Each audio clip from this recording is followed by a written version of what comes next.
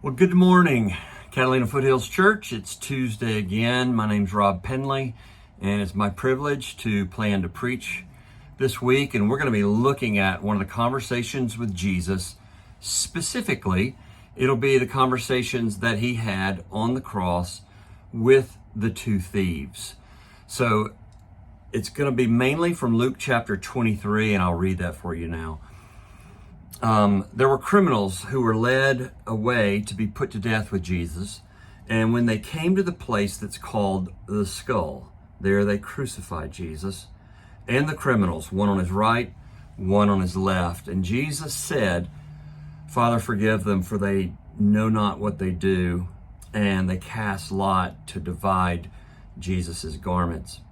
And the people stood by watching, but the ruler scoffed at him, saying, "He saved others, let him save himself, if he is the Christ of God, his chosen one."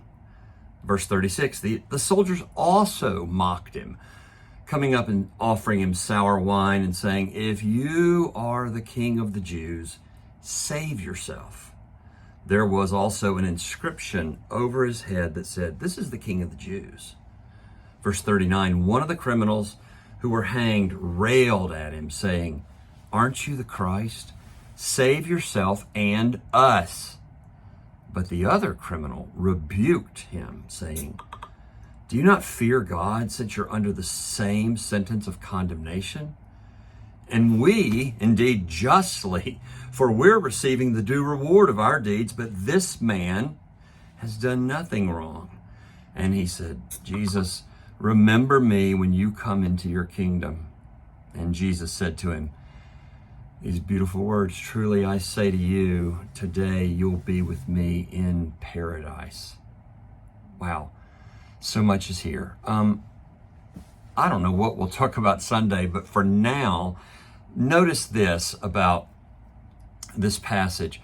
One, humans tend to not see the vision, mission, and calling of Jesus the way that we would have thought it to be.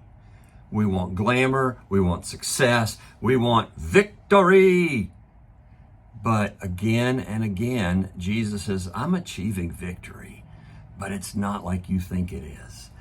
Listen to 3 times in this passage where they say, verse 35, the ruler scoffed at him, saying, "He saved others, let him save himself." One of the soldiers said, "If you're the King of the Jews, save yourself."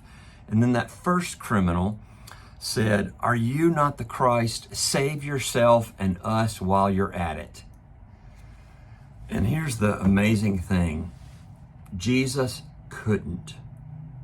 He could not save himself and us. It was in him, it was in his giving up of himself that he saved us. And if he would have saved himself in that moment, we would be lost forever.